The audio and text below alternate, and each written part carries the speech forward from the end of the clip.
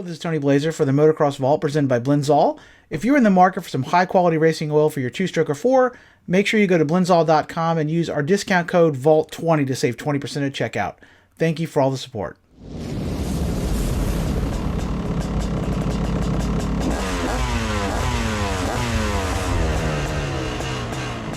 Hello and welcome back to the Motocross Vault presented by Blinzall. My name is Tony Blazier, and what this video is going to be is a little more of my classic riding footage. I got a lot of positive feedback on the last one I did. The last video I had done was a bunch of friends and I riding at Ross Bartlett's track. This one is going to be more riding at my personal track. Originally we had ridden down in Point Rocks, Maryland, and when I was living in Point Rocks at the time, we had a nice little motocross track right off of the highway. Eventually that got shut down, unfortunately, and eventually we had to kind of do our own thing. So my parents had some land not far from Point Rocks, just across the Potomac River or in the Virginia side. It was all woodland, though. It wasn't really open, though. The track we had over in Point Rocks was in a field, so it was way easier to build. But myself and my buddy Jamie Connor, we said, you know, we're just going to build our own track. So we went out there with my brother-in-law, Billy, and we just started cutting stuff down and kind of blazing a trail through the woods. And eventually that kind of turned into a little motocross track. I had a lot of fun out there. We rode there for many years, 20-plus years. It really is more of almost like a hare scrambles track with jumps. It's not real wide, but it was great practice. When I was riding all the time, there was no place to rest on the track. There's a lot of up and down and hills and off cambers and what have you. It was great practice for me. The only thing it didn't have was real high speed. There's one pretty long uphill section that got real whooped out, but for the most part, it's pretty tight. It's in the woods. But it was a lot of fun. I always had buddies over there to ride. I've ridden a million laps around there. Had a good time. It was a really fun place. It's still there. I don't really ride there much anymore. Pretty much don't do much riding anymore with my hip jacked up. But the track's still there. It's just kind of grown over. Maybe if I get another bike, we go out there, we'll take some video of it and let you know how it looks now. So in any case, I hope you enjoy this. If you like this sort of thing, check out some of the other videos. If you don't like just homemade riding videos, I've done lots of classic bike reviews. I just did a review of the 1995 January issue of Motocross Action you can find on the channel. Just did a review of all kinds of classic bikes. So you can go through the stuff and see it. There's a lot of other stuff there other than this if this is not your cup of tea. If you want to support the channel, I have a lot of Motocross Vault merch available. I just came out with a new History of KTM Evolution design. You'll find it on my Teespring. It covers a little snippet of all the significant evolution, kind of major changes of the line of KTM through 73 up until modern day. So if you'd like to check that out, the link will be in the description below, and I would definitely very much appreciate the support. If you could like, subscribe, share on social media as well, and share this, I would very much appreciate it. So here's some of the classic riding videos from my personal home track in Lovettsville, Virginia. Alright, this first clip we're going to have here, this is actually the earliest track video I think I have. It's from, I believe, the end of 1991, somewhere around there. Not long after we had the track shut down there in Point Rocks. We had kind of blazed the trail. There isn't really much of a track here. It's really just almost like a trail you can see through the woods. We've cut down a good bit. Now this hill here, Jamie was just coming down. That actually was early on in there on the track. We actually had to close that part down eventually. When we first built the track, it went way down into kind of like a dried up creek bed and up this super steep hill. I mean, it was like really steep. It was real hard to get up it on that 125. The 87 CR didn't have a lot of torque, so it was pretty tough. And eventually we had to close that section down because, actually you can see there's a big stump in the middle here. We ended up covering that out. The hill was, eventually we couldn't use that part of the track anymore because my dad sold off a little plot of the land and a neighbor built a house over there. So unfortunately, this very first iteration of the track had that uphill downhill that was like super tight, and at this point we really don't have much in the way of jumps. So I think maybe this track has maybe one jump on it. Really it's just kind of a trail through the woods, but I did love that section. That section was super fun. It was a really cool up and down, but we had to lose it when the neighbor built the house, so then we had to reroute the track a little bit. Now this jump here, this little creek section, you'll see it later, it goes up and over this little creek bed area, and you'll see that we actually built a jump. So eventually you would jump down into the creek bed. Jamie's kind of going backwards. The track would eventually go the other way around. We would end up taking the track in the opposite direction and go this way. That's pretty cool jump. That was like a single. Eventually we actually turned that into a whoop section. At one point I think we had 4 whoops there and then a double out at one section. But as you can see here, there's not really much in the way of jumps on the track at this point. It's really just a natural undulation. Yeah, that's like a big, just a single there. And then Jamie's going around the corner there, and we put a pretty good size little double up the hill. So he's kind of riding the trail. At this point, we really didn't have much of a defined track per se. It was really just a trail going through the woods where we had just built that one little jump. And we did all this by hand. This was all done with just like a chainsaw and some wheelbarrows. We didn't have any equipment. My dad, we had like a old Ford Model N tractor, but it didn't have a bucket or a front load or anything. So you had to dig everything up by hand. It just took forever to build anything out there in the woods. Not only is the dirt not easy to access because it's full of rocks and roots and what have you, but it's it's pretty difficult to get much in the way of dirt, but wheelbarrows at the time. So eventually we would turn that into, like I said, a pretty fun little set of doubles, little baby doubles. This track, like I said, it did change a little bit over the years. Eventually we would run it the other direction, and it became a little more elaborate in terms of jumps and what have you over time. Now this next section here is probably from 2 or 3 years later. That's me on my 1990 CR 250. My buddy James Rowell on his, I think at this point probably a 94 RM 125. The track, as you can tell, we kind of nailed down which way it was going for the most part. That's pardon the quality of some of this. It's a VHS tape that's 25 years old. So, but that is actually my 1990 CR. It looks a little newer because I ended up putting the 94 graphics on it and then the new nuclear red plastic on it. So it had a white tank and stuff on it. When I bought it, some guy had made it all white, and I ended up kind of updating the looks a little bit. So it looks probably like a different year than it is, but that's my 1990. Now, as you can see, we've added the big double jump here. We no longer go up and down the hill that Jamie was going up. It doesn't. The track doesn't go that way. That was actually at the bottom of this hill right here that I'm coming up here real quickly. Sorry for the edits there. James Rowell's mom was actually the one shooting this video. She was nice enough to do that. Where James is turning here at the bottom of that hill, we used to go straight up the other side. So it went up another 30 or 40 yards up that other side of the hill. And we just made a big bowl burn at the bottom here, hitting it, and then we'd come back up this hill. Now, this hill was a constant challenge because of runoff. It was actually you can't really tell here, but it's very steep. And it was always getting horribly whooped out, and then there was like some shale rock or something down there. The soil was a little bit different. That's actually down next to the creek, and there's like more of a silty soil than it is in the rest of the track. And it would always get kind of chewed up and whooped out like crazy. And that crap suspension on that 90 CR, man, that was a good section for me to try and dial in the shock and the forks because it was super whooped out and rough.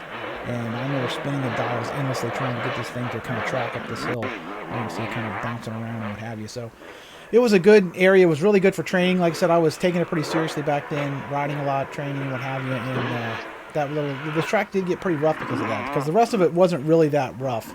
Really, this is a very off-cambered section there. We put in a little kind of couple of chicanes, and I always loved that section. It's super fun. There's like 3 lines in that turn.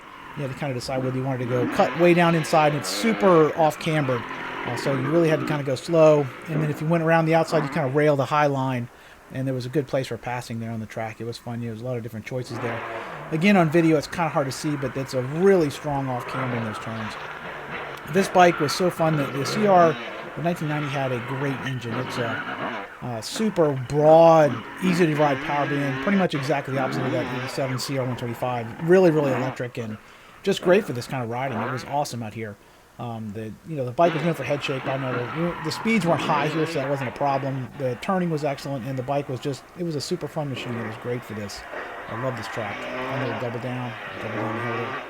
My buddy Trenton got a 93 KX250 brand new, and it took it out here, and the KX, it turned so poorly, I could barely get it to turn on that bowl. I crashed it the first time thinking it was going to make that pivot, and it just kind of plowed the front end of the thing, understeered, and that thing was like a tank. And the bikes that really weren't real good turning, it was a little tough on this track because it was very tight, and then there's a lot of like really sharp turns on it. So if you had a machine that didn't turn very well like that on that turn down there at the bottom, it was not easy. But this track was a lot of fun. Like I said, I love riding it, and I miss tearing it up out here all the time. It's funny, James now, he still rides. He has a cool little track outside of Leesburg here, and I think he just bought a Husqvarna a 350 four-stroke. I need to get out there and check it out. But funny now, he's faster than me now. Back then, I would wax him. When I first met him, he was just learning to ride. I ran into him at, I believe, Budds Creek, and he didn't really know much of anything. And at that point, I'd been racing for a couple of years, and kind of took him on my wing. He's, I don't know, probably 10 or 15 years younger than me. And maybe 10, I don't know. It's hard to gauge it now. It's been so long. But It was good. We trained together and rode a lot back then, and it was pretty fun watching him kind of come along. He got a lot faster. Eventually, now he's faster than me. He has a lot more willingness to hang it out than I do now. Now I'm just not. If I ever ride, I just don't want to crash. And obviously he's not as go for it as he was when we were 20, but it's funny how as you get older, you get slower, and then the guy who was 10 years younger than you then, he's like so much better now. So look at that. You can tell it's pretty tight area. You can get you can't really see the off camber. It's really off camber here. Definitely a fun track if you don't mind tight confines. If you were used to riding out in a wide open area like out at Ross Bartlett's, it was a little bit tough. I remember I had Joe Bartlett come out here, and if you watch the other video I did at his house, he'd blow my doors off. And we had him and Billy Schlag came out here and rode at my house one time, and I could actually stay right with them. Even though they were expert guys and I was just riding intermediate, I was a B-class rider at the time. The home field advantage and the track was just so unique and different. I could actually I could go pretty fast here, but getting somebody who's just not used to kind of going between the trees, it's pretty intimidating at first. Maybe they see the trees. Honestly, when I rode this track, I didn't even know they were there. You get tunnel vision and you just don't focus on it. You don't notice it anymore after a while.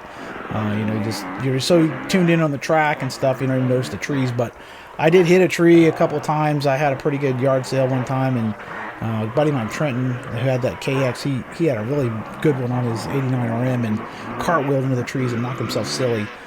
So you had to respect it. If you did get out of control, it could get pretty ugly pretty quick. There wasn't a lot of room for error there if you got off the track. Now here, this section here, I'm on my buddy Jamie's 92 YZ250. This is obviously a different day. I don't remember why. I don't know whether my CR had a problem or broken or whatever, but Jamie left his bike over at my place, and we took it out. So another day when Jamie and I were riding, I was riding this 92 YZ. There's Rob going for the double on his RM. This YZ, it was definitely a different motorcycle than my CR. If you rode one, it was a super easy to ride engine, really electric. I guess the power band is kind of similar to the Honda. Not going to rip your arms out of your socket or anything, but it felt different. It didn't quite turn as well. It was more stable. Felt wider.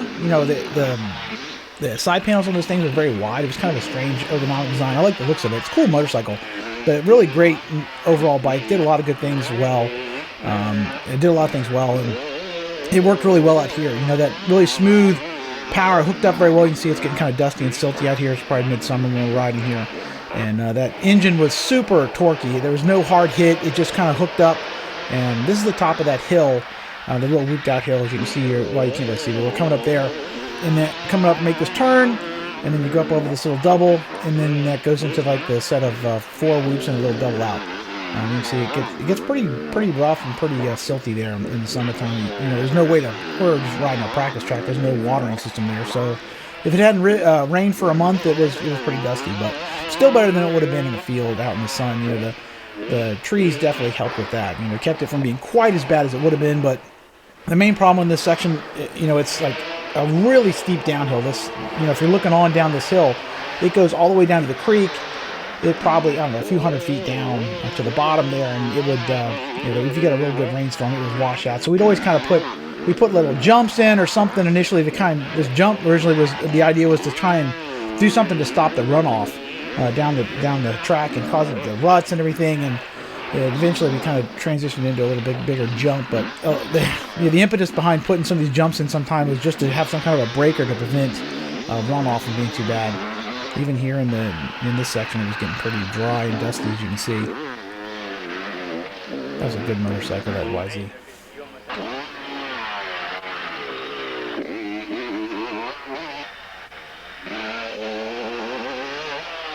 Here's the jump into the little ravine. That was the one that Jamie was coming out of the other way before. We put a little jump into it, and it was really fun because you jump down and then land down a little farther than James was going there. You'd land down in the bottom of it. And at one point we had like an inside and outside berm there. You kind of jumped down that, and there was a little double down midway through that next little straightaway too. Coming around, trying to get down in there. Kind of a little short. That jump was fun. It's not too hard. We eventually make it a little bigger than that. But it was always kind of fun. Like I said, at some point I had an inside and outside. That little breaker that you go over that hill was designed to try and stop some of that runoff. It used to get a huge rain rut there, and it was super terrible. uncover. You're always digging up rocks too. The rain would uncover all the rocks. It was a total pain in the ass. Man, look, the shock on that thing looks a little quick.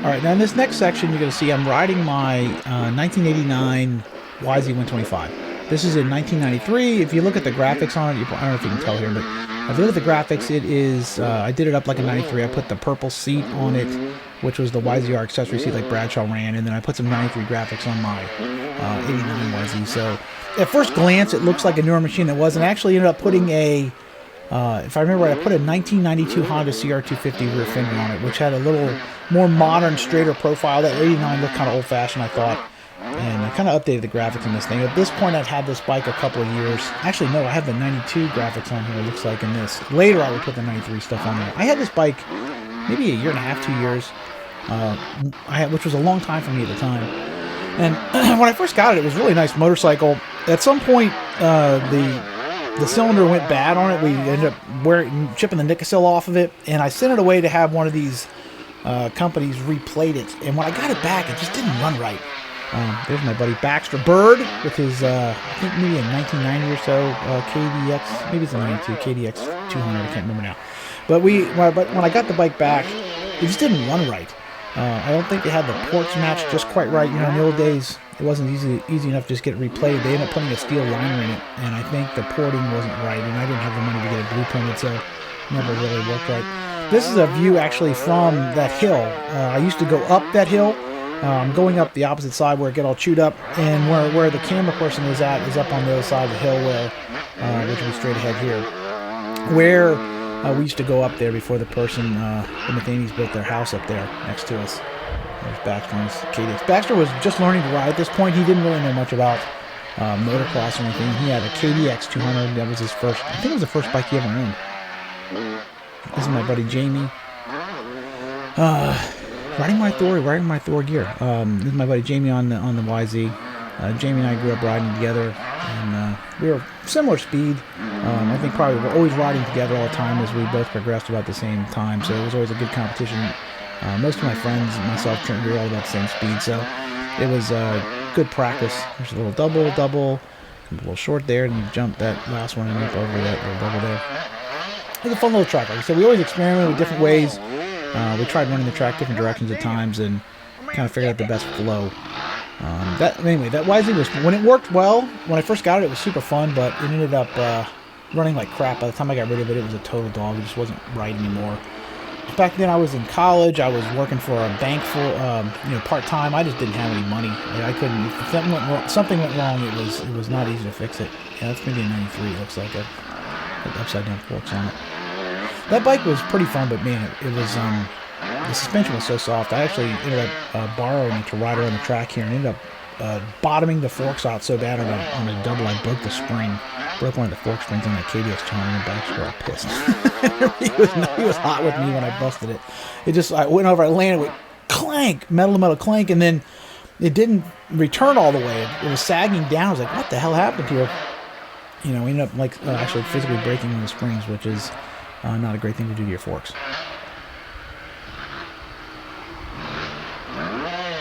You See Baxter, I'm going to trying to tell Baxter to stand up. He would, you see so many early young riders when they're first learning, they sit down everywhere. And, this track is, now obviously it's not like going up to Glen Helen or something, but there were jumps and stuff, and it was, you couldn't just sit, it's not a trail ride, you couldn't just sit down everywhere, you're going to get kind of bucked around, and he was having a little trouble controlling the mighty, powerful KDX. At some point here he crashed. I remember I kept telling him all day to stand up through those loops and stuff, and he whiskey throttles it, and then that joke became, for years later, we'd always yell at each other to stand up, and then somebody's going to crash into the woods. It became quite a chuckling incident there when it happens here. At some point in this video, it'll come up here. Stand up!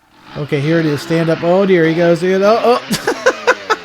Thankfully, Baxter wasn't hurt, but that crash lived on in infamy for quite a long time. I think if there's any machine that I had where I picked up the most speed, it was probably this 89 YZ. When I first got it, I was really just learning motocross. This was the second motorcycle I ever raced. I raced my 87 KX125. I think I raced it one time in like 1989, and then I never raced it again. It wasn't easy for me to race. Like I said, my parents went into it and stuff. I didn't have the money for it. So this is the first bike that I actually started racing and taking it seriously. Maybe in, I think 1992 was when I did my second race. Is the first bike that I actually got a trophy on. And I started doing pretty well in this motorcycle before the motor was jacked up. And it probably, it's when you're first starting out, it's pretty easy to gain speed pretty quickly. And this is the one where I kind of cut my teeth and started to learn a little bit about motocross and technique and how to jump and all that stuff. I learned a lot on this bike. It really was a great machine to learn on. It wasn't too powerful, when you first learn how to ride. It was when it ran right, it was a good, strong mid-range power. Not a lot of top end, but it was good around here. The low to mid power was good. And it was good for real tight tracks like this. If you were going somewhere that was really wide open, it might not have been the best power. Being the Honda was probably better, but I would end up with a CR125 later, and it was a little harder to ride out here. It had more top end, but not as much low end grunt. And this YZ was really good. It was a good all around do it all bike, and a real good bike to learn on at the time. All right, here's Baxter on the mighty KDX 200. As you can see, it's kind of pulling him around a little bit. He was having some issues on this. Baxter, after this, I think he would end up getting a Husqvarna. He bought maybe a 93 or 94 Husqvarna. Oh, whoa, he's over the berm. I love that guy. He's so funny. Here's a good picture of with the 93 graphics on it. I ended up putting, like I said, updating it. The YZRC. There's my 1992 1992 CR250 fender in white. It actually worked pretty well. It kind of updated the looks of the bike a little bit.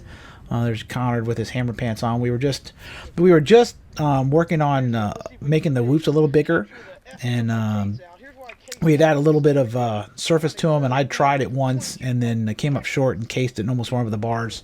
Kind of trying to gauge it. I was never very good at that. I always had a hard time. Once I could follow somebody over a jump, it was not hard at all. I mean, you see these things aren't big. I was just trying to time it right, and if I followed somebody, I had no problem. I could go over some big double or something, but I just was not going to be the first guy to jump something. I always had a hard time kind of guesstimating how hard to hit it. Connor was always better at that. I always ended up following him. And so this is Connor making the first attempt.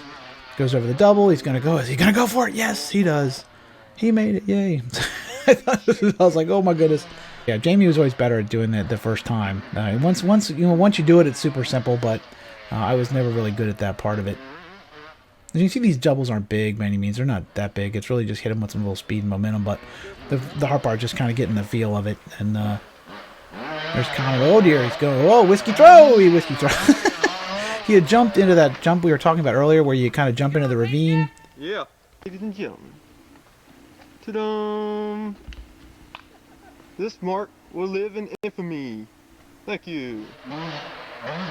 He jumped in and then overjumped it, and then whiskey throttled out into that log there.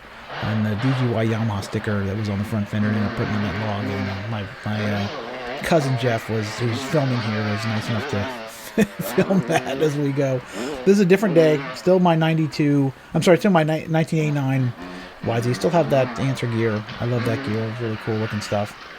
This is either the spring or the fall. You can tell because there's obviously not much foliage. I think I put a different front fender on this thing at some point too. I ended up swapping out the front fender for like a 92 style fender. If you look here, I think it's got, yeah, I think it's got a 92 style front fender and number plate as well.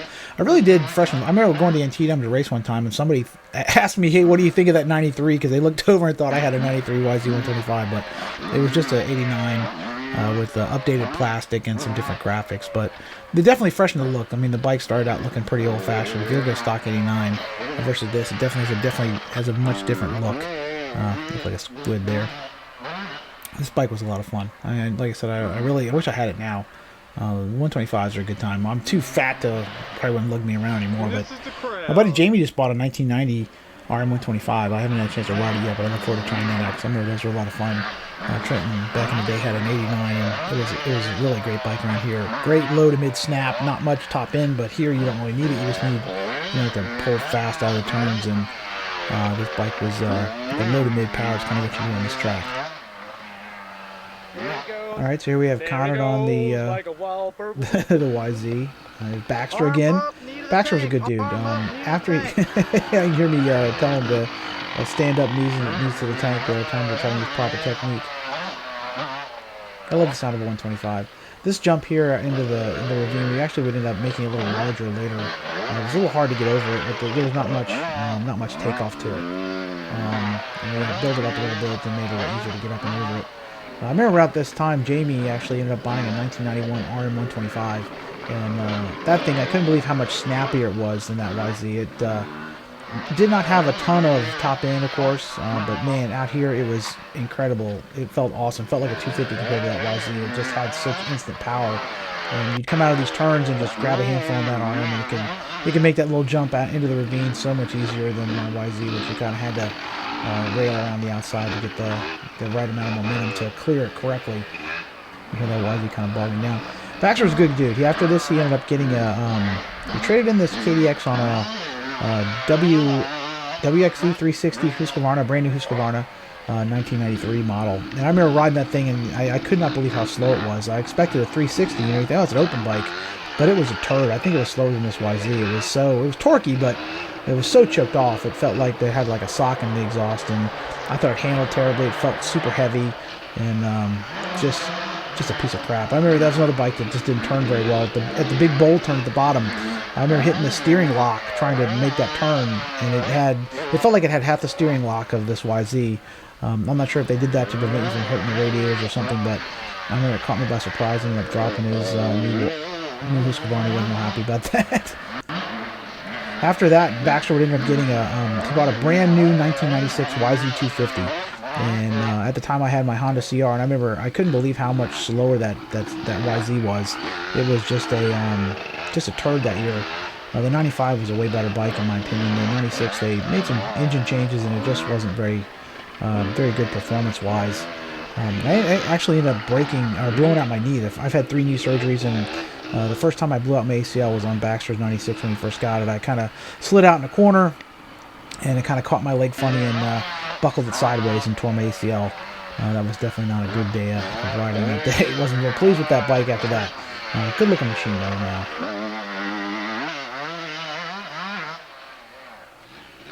As you can see, Baxter still having some throttle control issues on that kit. It's probably a good thing he didn't have that YZ250 out here this day. He got a lot better. He actually ended up racing hair scrambles at Budds Creek on that YZ at some point. And I don't remember how he did off the top of my head. He did finish it. And as far as races I always wanted to do was a hair scramble. I always thought I'd be pretty good at it riding here in the woods all the time, but I just never got around to do it. I wasn't sure I could know how to pace myself on a long race like that. The only kind of racing I ever did was motocross. But whoa, kind of getting a little whiskey throw there. Must be getting tired. It's probably about the 50th lap right here.